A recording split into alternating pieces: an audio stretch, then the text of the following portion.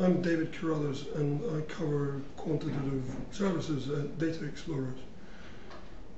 We're in the process of launching an index to cover activity within security lending around the world, and I'm going to talk you through that in just a moment.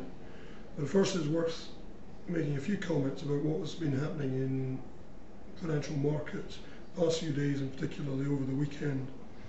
The financial storm that we've been experiencing now for the past few weeks is currently hovering directly over Europe, and as a result we're beginning to see some very dramatic developments in the European banking sector. In particular in Germany and in the Benelux countries, we've had some big bailouts over the weekend of hyper real estate in Germany and Fortis, which is being bailed out by a combination of infusion of cash from BNP and government money. So a whole series of restructurings, which are going to be rather bad news for the equity holders of these banking stocks, but good news for the depositors. And in particular, Germany has moved to unilaterally guarantee all deposits. In that, they're following in the footsteps of Ireland and Greece, who broke ranks with the European Union and have guaranteed their deposits. It's putting pressure on the UK to follow suit. Haven't done so far, but that could well happen. It's also generally putting pressure on the euro, but that downward pressure is as much caused by upward pressure on some of the other currencies like the Japanese yen. And that's partly an unwinding of the carry trade that we've been seeing for some time now, associated with hedge funds deleveraging, and whether they're deleveraging by choice or because they're being forced into it by withdrawal of credit from prime brokers. So there's a lot of big movements in the individual banking stocks, but within these banking stocks we're seeing some divergence. Some are continuing to decline in value, and others are holding up quite well, and depending on whether these banks are perceived to be winners or losers in the environment. We've also seen Iceland is having to draw down on its credit line from the Nordic countries, and is also repatriating cash back into its pension funds. So there's a general move within the European countries to look to their own, secure their own bases and to look after their own interests. In other words, their individual countries first and Europeans second. So that's what's been happening in Europe. In the US, the big news is Citigroup, who hope that they've been able to acquire Wachovia's businesses, are now having to fight with Wells Fargo over that. It looks as if under the terms of the bailout agreement, which has now been signed off in the US, they will probably be able to go ahead with the Wells Fargo takeover, which is good news for Citigroup because it was the only way that they could get their hands on a big deposit base. So the outcome of that is going to be very important for the Citigroup share price. So moving on to the index that we're launching today, this is the dataexplorers Stock Lending Index. It's really two indices. One of them measures what's happening with the amount of stock that's available to borrow, called the inventory. That's what's made available by pension funds and mutual funds. And the other index is the loan index itself, which is an indicator of how much stock borrowing activity is going on. A lot of that stock borrowing isn't purely for short selling. A small proportion of it is for purely speculative short selling. A large element of it is for market making and hedging purposes. And then there's stock borrowing for other purposes as well. So if you look at the index, you can see, I'm going to show you the global, the top level version of this first of all.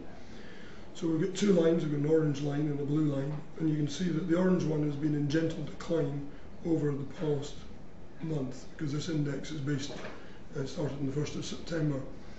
So you can see there's been something like a 10% decline in the amount of global stock available to borrow around the world, and that's a decline in the quantity, the volume, not the value. So it's independent of market movements. And then if you look at the blue line, you can see that the loan index around the world has increased by around about 20% at its peak since the 1st of September. It's then begun to decline somewhat. So there's been a bit of a reduction due to deleveraging, but certainly a move to increase short positions, despite the fact that there were restrictions or even bans on shorting. Now this index is around about 50% of it made up of what's happening in the US. Another 20, just over 20% is based on what's happening in Europe, continental Europe, and the balance is made up of what's happening in the UK and Asia.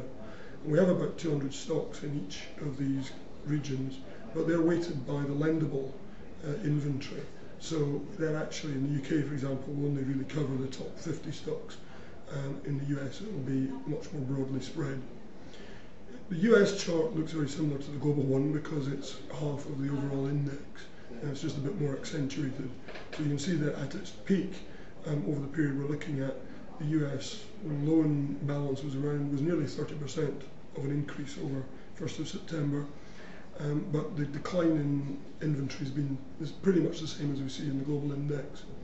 If we look at Europe, we can see similar kind of pattern, but a bit more dramatic, nearly a 10% decline in the inventory, and a move up and then quite a sharp move down in the outstanding loan balance.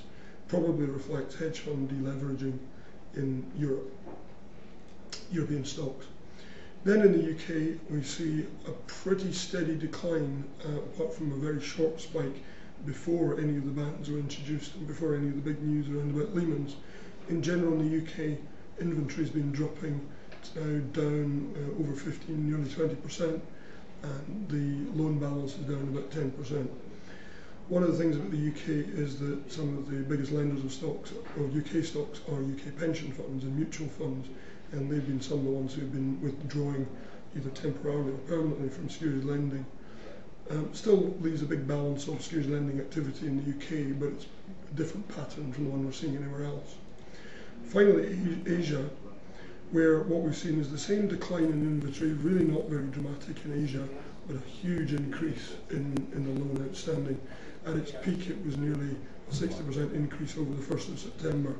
And Asia is one of the areas where there's been the fewest restrictions on securities lending and on short selling. So it suggests that those who can have been moving their short selling activities, focusing on Asian stocks, selectively selling, short selling Asian stocks where they can, because it's a proxy of sorts for short selling stocks in other parts of the world. So that's the new index that we're launching today. We'll be offering a variety of sub-indices so you can drill into specific sectors. At the moment we're covering these 4 regions, and that's available on our website today and will be updated every day. Thank you very much and have a good day.